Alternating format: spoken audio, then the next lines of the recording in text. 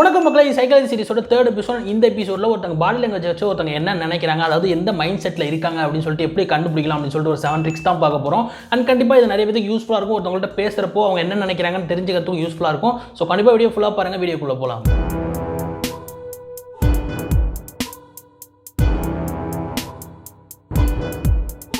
First body language கையை கட்டிட்டு நிற்கிறது. நம்ம பேசும்போது ஒருத்தவங்க கையை கட்டிட்டு நின்றுட்டு இருந்தாங்கன்னு வச்சுக்கோங்களேன், நம்ம பேசுறதுக்கு எதிர்ப்பு தெரிவிக்கிற விதமாக, அப்படி இல்லைனா நம்ம பேசுறதுக்கு பிடிக்கல அப்படின்னு சொல்லிட்டு அர்த்தம். சின்ன வயசுலாம் டீச்சர் முன்னாடி கையை கட்டி நின்று அப்படின்னு சொல்லி தருவாங்க. பட் வளர வளர ஒரு கட்டத்துக்கு முன்னாடி டீச்சர் பேசும்போது கையை கட்டாத அப்படின்னு சொல்லியே பேசியிருப்பாங்க. ஸோ இதெல்லாம் எதுக்கு சொல்கிறாங்கன்னா, நம்ம பேசுறதுக்கு எதிர்ப்பு தெரிவிக்கிற விதமாக இல்லை பிடிக்காம நிற்கிறாங்க அப்படின்னு சொல்லிட்டு ஒரு அர்த்தம். செகண்ட் விஷயம் ஸ்மைல் பண்ணுறது. ஸ்மைல் பண்ணுறதுல நம்ம அவங்க பொய்யா சிரிக்கிறாங்களா அப்படின்னு சொல்லிட்டு கண்டுபிடிக்க முடியும் அப்படின்னு சொல்கிறாங்க. அதாவது வாய் பொய் சொல்லுவாங்க, ஆனால் கண்ணு பொய் சொல்லாது அப்படின்னு சொல்லுவாங்களே. ஸோ ஒருத்தவங்கள்ட்ட நீங்கள் பேசும்போது அவங்க ஸ்மைல் பண்ணும்போது அவங்க சிரிக்கிறப்போ இந்த இடத்துல அந்த சுருக்கம் உள்ளுன்னு சொல்கிறாங்க, கிரிங்கிள்ஸ்ன்னு சொல்கிறாங்க. இப்படி சிரிப்பாங்க, எனக்கு எக்ஸாக்டாக வரல. ஸோ சைடில் ஃபோட்டோ போகிற பார்த்துக்கோங்க.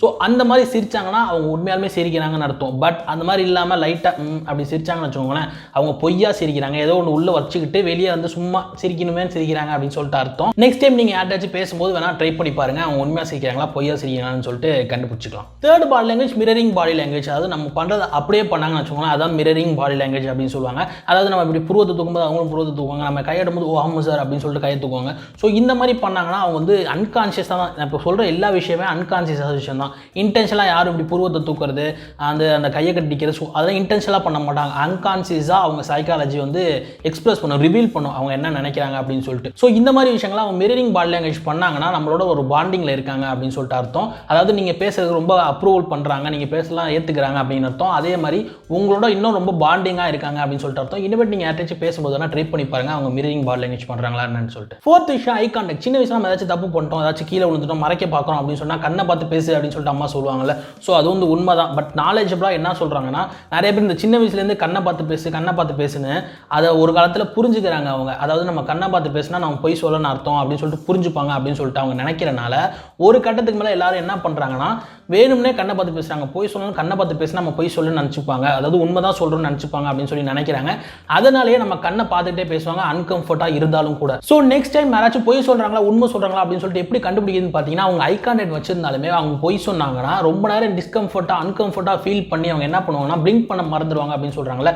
ஸோ அதனால அவங்க பிளிங்க் பண்ணாமல் இருந்தாங்கன்னா அவங்க பொய் தான் சொல்கிறாங்க அப்படின்னு சொல்லிட்டு ஈஸியாக கண்டுபிடிச்சிடலாம். ஃபிஃப்த் விஷயம், நம்ம பேசும்போது யாராச்சும் ஐப்ரோ தூக்குறாங்கன்னா அந்த கான்வர்சேஷனில் அவங்க டிஸ்கம்ஃபர்ட்டாக ஃபீல் பண்ணுறாங்கன்னு அர்த்தம். அதாவது அந்த ஐப்ரோ தூக்குறது 3 சிக்னலை குறிக்குது அப்படின்னு சொல்கிறாங்க. ஒன்று சர்ப்ரைஸாக இருந்தால் ஐப்ரோ தூக்குவாங்க, இன்னொன்று ஒரியாக இருந்தால் கவலையாக இருந்தால் ஐப்ரோ தூக்குவாங்க, மூணாவது விஷயம் ஃபியர் பயமாக இருந்தால் ஐப்ரோ தூக்குவாங்கன்னு சொல்றாங்க. பட் ஒரு நார்மல் கான்வர்சேஷன்ல அந்த மாதிரி சர்ப்ரைஸ்க்கான வேலையே இருக்காது. ஸோ அதனால அவங்க நார்மல் கான்வர்சேஷன்ல ஐப்ரோ தூக்குறாங்க அப்படின்னா ஒன்று கவலையா இருக்காங்க, டிஸ்கம்ஃபர்ட்டா இருக்காங்க, இல்லைனா ஃபியரா இருக்காங்க. மூணுத்துல ஏதாவது ஒரு விஷயம் தான் இருக்கும்.